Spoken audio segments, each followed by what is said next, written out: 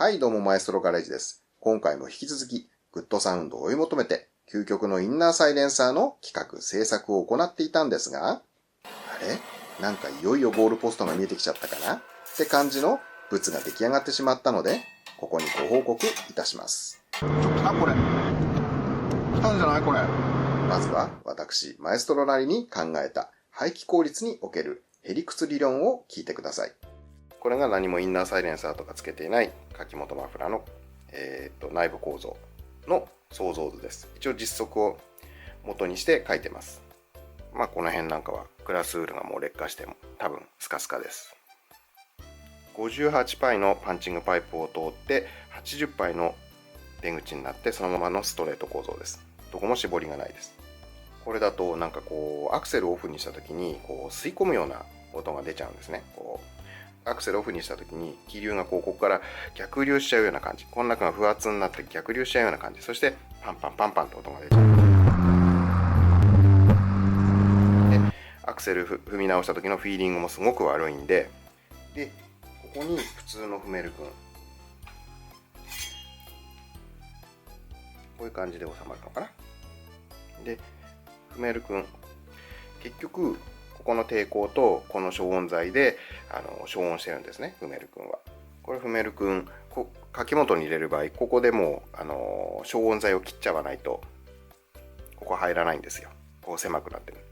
パンチングのパイプが狭くなってるんで、ここまででここが突き出してあると。で前回はこれでここにここをフィットさせて、で断熱消音材をここで切って突っ込んだんですね。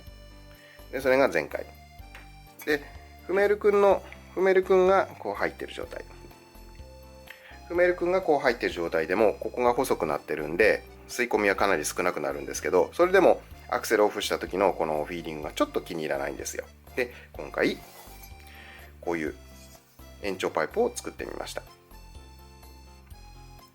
このパイプの中、これ延長してここファンネルになってます。ここの延長パイプで排気管制を生み出してみようと思います。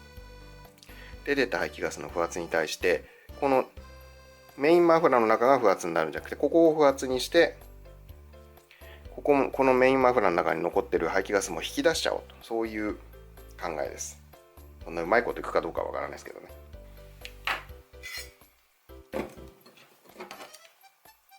そして太さはフメル君が 42.7 パイに対してこちらは約45パイ、ちょっと太いです。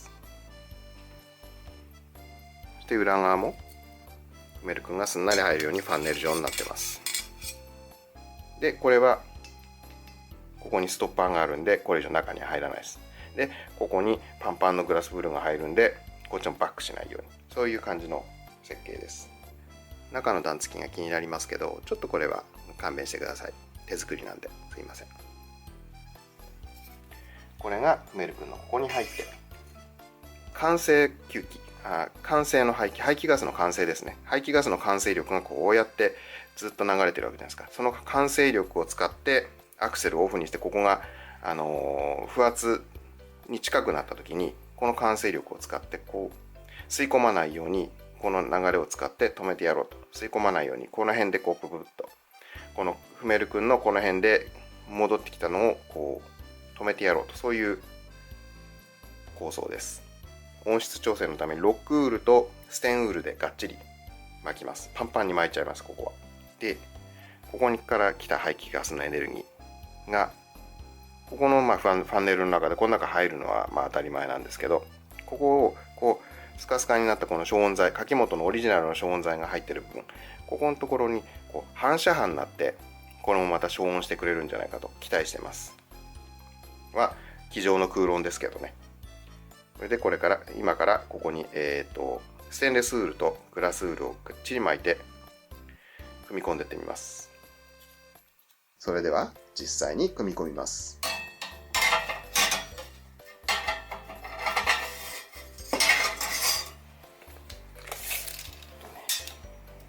75ミリ消音材をカットする位置を決めておきます。75ミリっていうとここですね。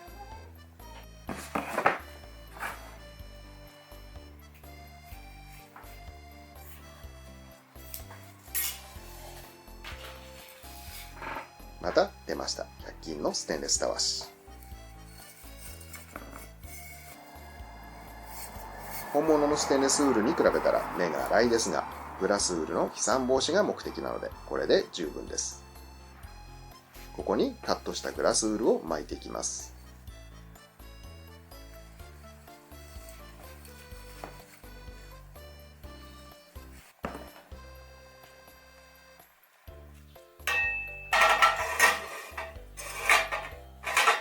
今回は先端にバッフルプレートを追加しました。これでフメル君シリーズのマイケル砲弾と変わらない仕様になりました。意図しない方向からの排気ガスを止める役割です。ぐいぐい押し込んじゃいます。抜け止めボルトにカッパーグリスを塗っときます。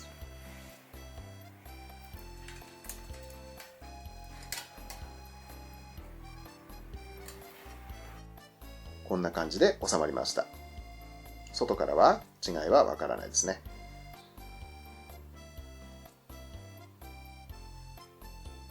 早速エンジンをかけてみます。まずはコールドスタート。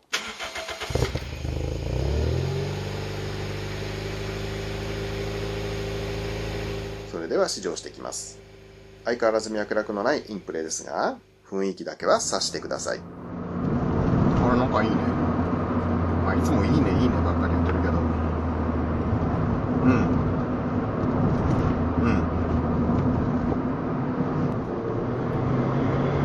ょっとこれ。来たんじゃないこれ。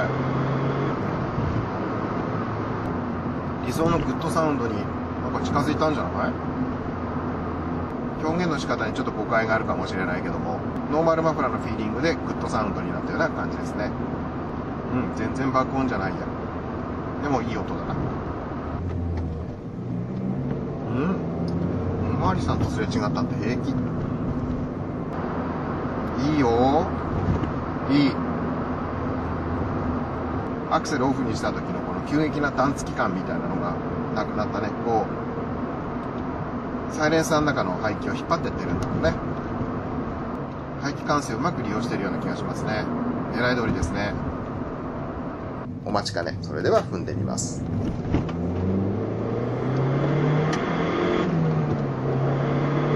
たんじゃないこれ。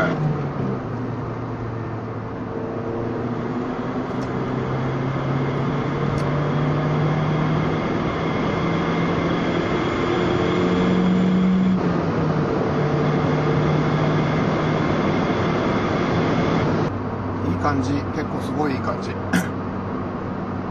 感じ。あれそういえば車用意しなくなったね。やっぱりね。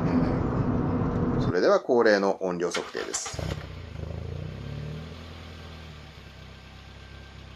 まずは5000回転くらいまでの空ぶかし。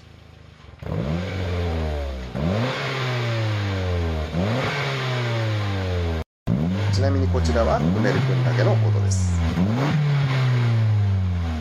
なんとなく変わったような変わらんような。近接排気騒音の測定に入ります。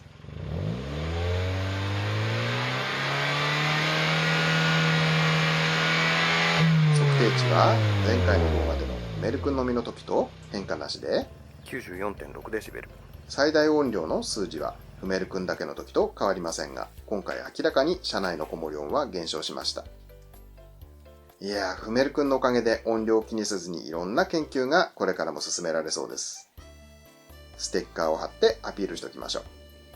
マジでフメル君おすすめですよ。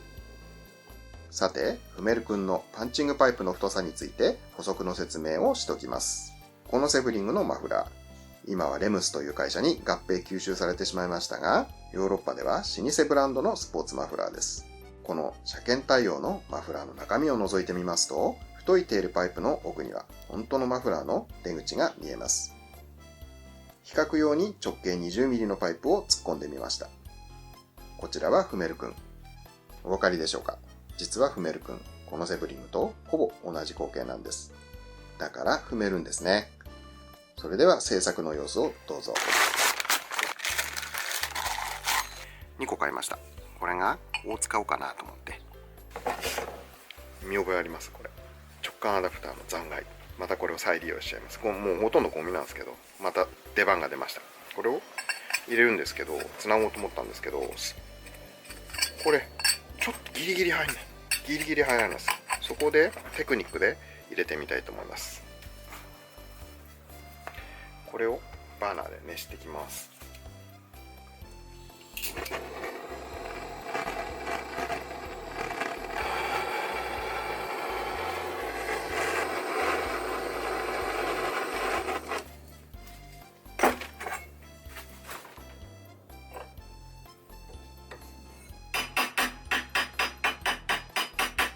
取れなくなりました。5ミリぐらいになってます。まあ最終的には溶接するんですけどね。バックプレートを作っていきます。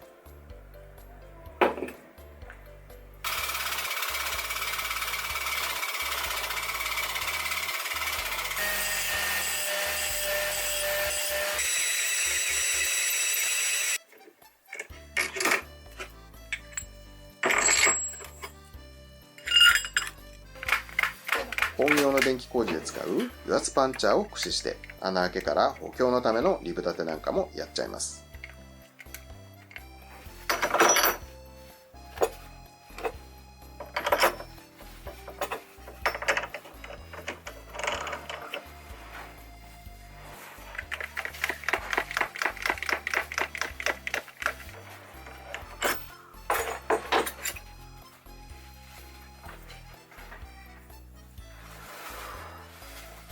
で、こっち側も長さを決めてカットしてはめ込んじゃいます。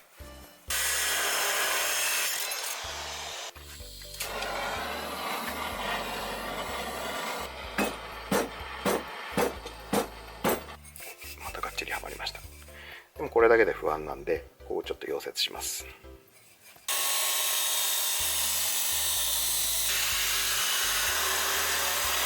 この部分を切断するとファンネルが残ります。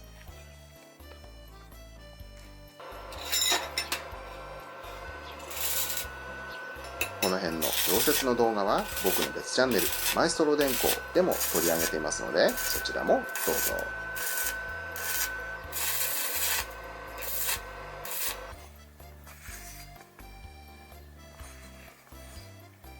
さて、だんだんなんとなく見えてきましたかね。